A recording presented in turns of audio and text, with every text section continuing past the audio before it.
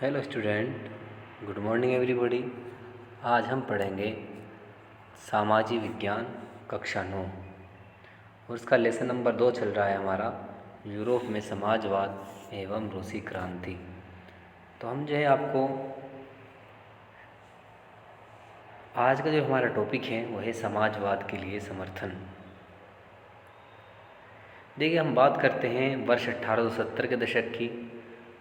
तो वर्ष 1870 के दशक में पूरे यूरोप में जो है समाजवाद का विचार जो है फैल चुका था।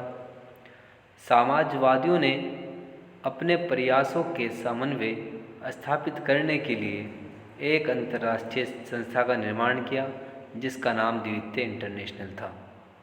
देखिए, वहाँ के जो समाजवादी लोग थे उन्होंने अपना समन्वय स्थापित करने के लिए एक संगठन का निर्माण किया जिसका नाम उन्होंने रखा द्वितीय इंटरनेशनल संस्था। इसी के साथ इसी से प्रेरित होकर इंग्लैंड और जर्मनी के मजदूरों ने भी अपने जीवन को सुधारने के उद्देश्य से कई संगठन बनाए।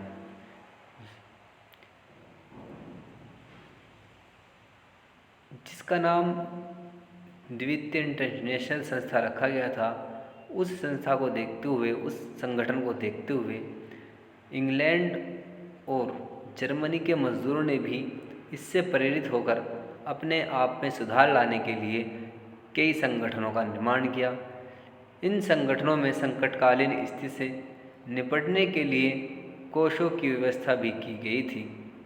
देखिए, इन्होंने जो है आपातकालीन समय से उभरने के लिए या फिर एक दूसरे की मदद करने के लिए कोषों को भी निर्माण किया, कोषों का निर्माण किया।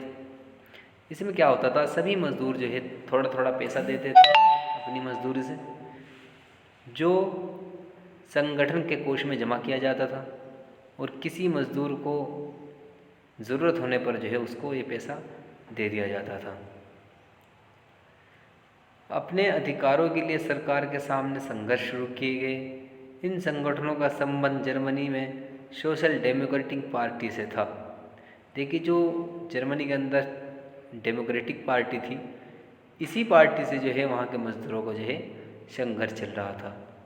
ये संगठनों की मदद करते थे। 1905 में ब्रिटेन के समाजवादियों और ट्रेड यूनियन आंदोलनकारियों ने लेबर पार्टी के नाम से अपनी एक अलग संगठन बनाया। फ्रांस में भी एक सोशलिस्ट पार्टी ने पार्टी के नाम से नई पार्टी बनी। देखिए, फ्रांस में भी एक सोशलिस्ट पार्टी के नाम से जो है मजदूरों ने अपनी पार्टी बनाई, किंतु समाजवादी कहीं भी सरकार नहीं बना पा रहे थे क्योंकि सरकारों में रूढ़िवादियों, उदारवादियों और रेडिकलों ने ही अपना कब्जा बना रखा था। नेक्स्ट टॉपिक है हमारा रूसी क्रांति, द रूसियन रिवॉल्यूशन। रूस यूरोप का सबसे पिछड़ा हुआ देश था। देखिए, अगर हम रूस की बात करते हैं तो पूरे यूरोप में जो है ये पिछड़ा हुआ था। यहाँ उपयुक्त समीकरण नहीं किया।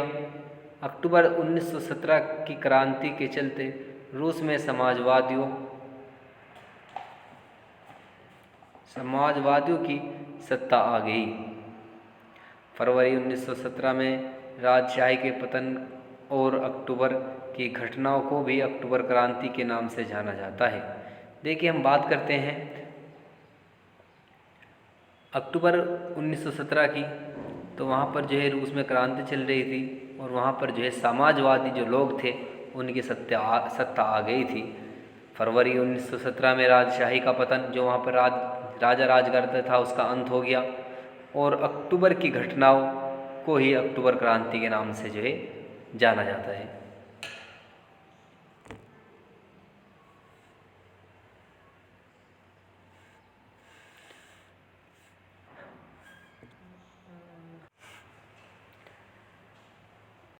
(1914) में रूसी साम्राज्य। सन 1914 में रूस और उसके पूरे साम्राज्य पर जार निकोलस का शासन था। देखिए, अगर हम बात करते हैं 1914 की, तो रूस पर जो है, पूरे रूस पर जार निकोलस द्वितीय का शासन था। वे वहाँ का राजा था। रूस के साम्राज्य के अंतर्गत मॉस्को की पहाड़ी क्षेत्र तथा वर्तमान का फिनलैंड, लातविया, लिथुआनिया, एस्तोनिया और पोलैंड, यूक्रेन एवं बेलारूस के कुछ भाग शामिल थे। देखिए, अगर हम बात करते हैं वर्ष 1914 की, जिस वक्त वहाँ के जो शासक थे जार निकोलस द्वितीय थे और ये एक बहुत बड़े क्षेत्र पर राज करते थे।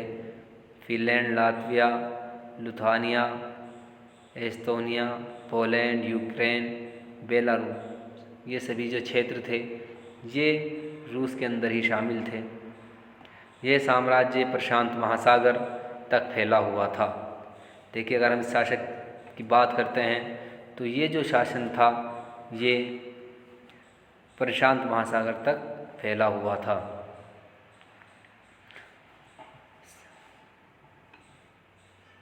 साम्राज्य प्रशांत सागर तक फैला हुआ था और वर्तमान के मध्य एशिया के साथ साथ जॉर्जिया, आर्मेनिया तथा अज़रबैजान भी इसी साम्राज्य के अंतर्गत आते थे।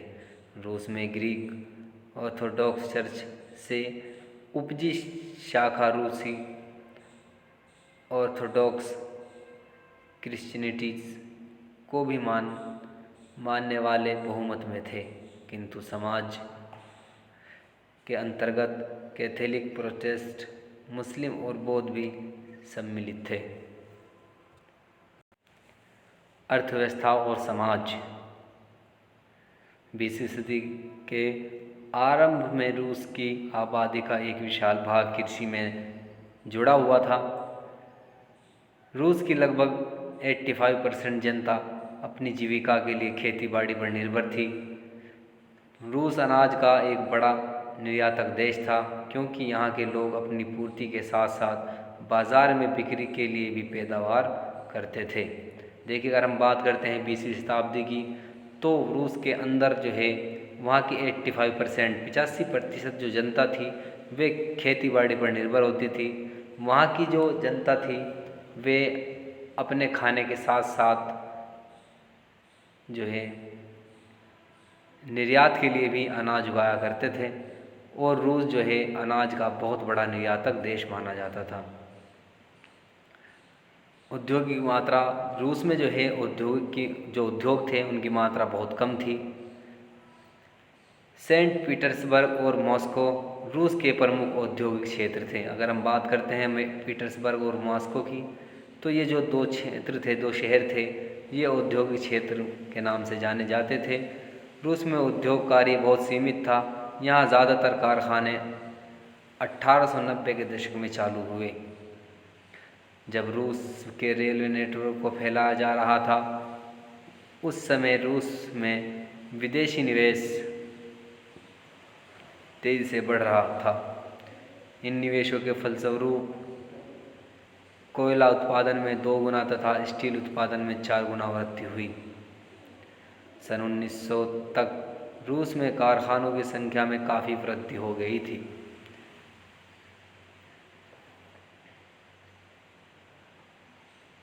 अधिकतर कारखाने उद्योगपतियों की निजी संपत्ति थी। वे मज़दूरों को न्यूनतम वेतन देते थे। देखिए, वहाँ के जो उद्योग थे रूस के अंदर, वे वहाँ उनके जो है वे अपने कारखाने होते थे और वे जो है मज़दूरों पर अपनी मनमर्जी चलाते थे। जैसे कि मज़दूरों से ज़्यादा काम कराते थे और वेतन कम देते थे।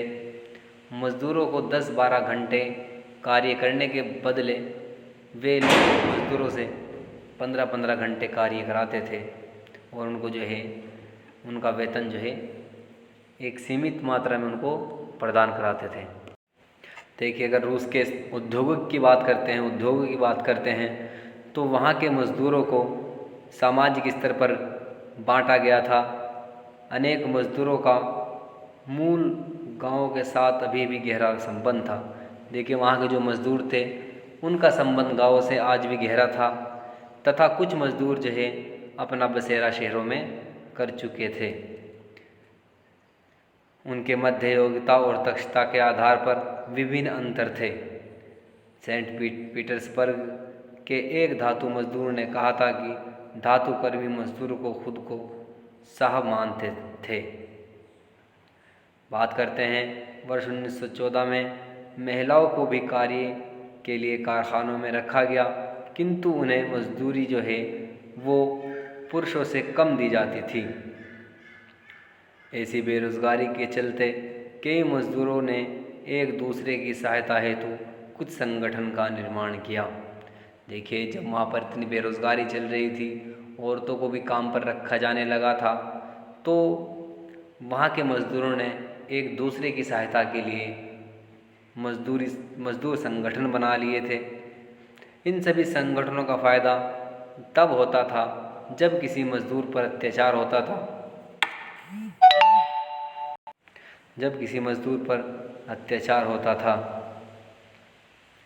यह मजदूर एक साथ खड़े होकर हड़ताल कर देते थे।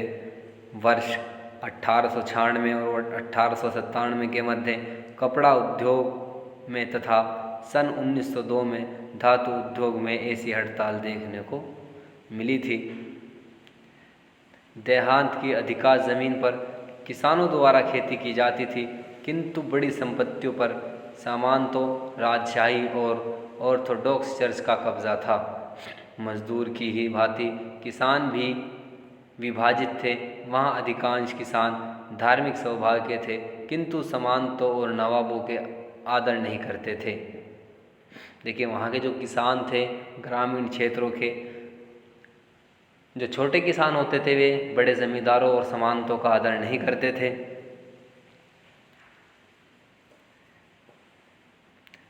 यहाँ पे जो है देखते हैं हम कि जैसे कि आपने पढ़ा था कि फ्रांस के अंदर जो है किसान जो है अपने नवाबों और सामंतों का आदर करते थे, लेकिन रूस में इसका उल्टा था। वहाँ के किसान जो है अपने नवाबों और सामंतों का आदर नहीं करते थे, बल्कि उनको घृणा से देखते थे।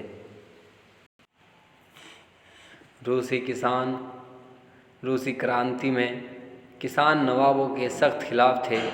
वर्ष 1905 में कई जगहों पर किसानों ने नवाबों की हत्या कर दी और उनकी ज़मीनों को किसानों में बांट दिया। रूसी किसान अन्य कई तरीके से भी फ्रांसीसी किसानों से अलग थे। वह किसान समय अनुसार अपनी ज़मीनों को अपने मीर को दे देते थे और कम्यून ही आवश्यकता अनुसार ज़मीन का विभाजन किसानों में कर देता था।